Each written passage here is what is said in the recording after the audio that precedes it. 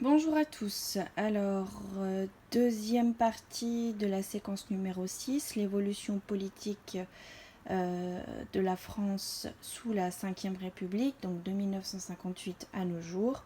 Et dans ce grand 2, nous allons nous intéresser à l'enracinement du régime, c'est-à-dire qu'est-ce qui a fait que ce régime politique que l'on connaît encore actuellement, c'est-à-dire la Ve République, je vous le rappelle, est encore active à l'époque où l'on parle. En 1968, un événement intervient, vous en avez certainement entendu parler, on le reverra peut-être un peu plus en détail dans dans une autre séquence. Il intervient la crise de mai 1968. Donc pour résumer, c'est la population qui manifeste pour le départ du général de Gaulle parce qu'il trouve notamment que sa politique elle est trop dure et on a une volonté de libérer. La société a besoin de changement, les gens ont besoin de changement, de plus de liberté, etc. Donc ils demandent le départ du général de Gaulle. On n'arrive pas à solutionner la crise. Donc en 1969, le général de Gaulle démissionne, 10 ans après être revenu au pouvoir et avoir solutionné la crise de la guerre d'Algérie. En 1969, c'est donc Georges Pompidou qui, lui, poursuit la politique de Gaulle. Donc, je ne vous demande pas de connaître toutes les dates, mais au moins les noms. Donc, président de la République, Georges Pompidou. En 1974, donc c'est Valéry Giscard d'Estaing qui est élu depuis que le président est élu au suffrage universel direct.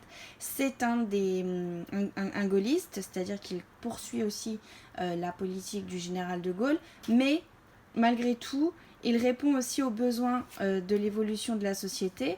Donc par exemple, il va engager des réformes importantes, notamment la majorité à 18 ans.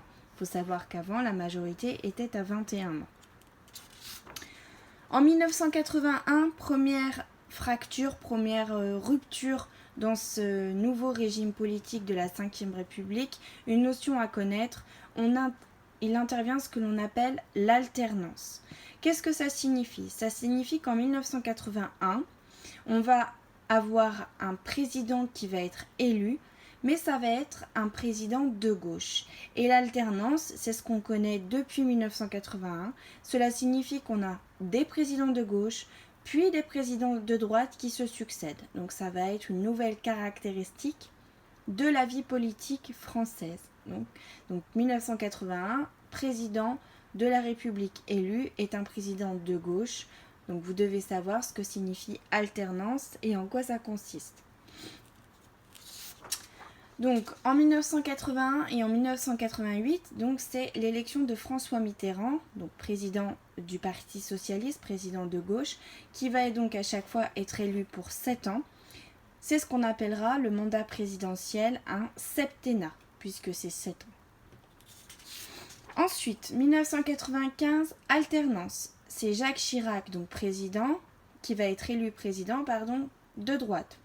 2002, Jacques Chirac est de nouveau élu, c'est un président de droite. Je vous rappelle qu'en 2002, le deuxième tour, on était entre Jacques Chirac et Jean-Marie Le Pen, donc droite, extrême droite. Première aussi évolution de la vie politique française avec la réapparition des partis d'extrême droite dans la vie politique française. En 2007, donc c'est Nicolas Sarkozy qui est élu, c'est lui aussi un président de droite. Et en 2012, de nouveau, on retombe dans l'alternance avec l'élection de François Hollande qui est lui un président de gauche.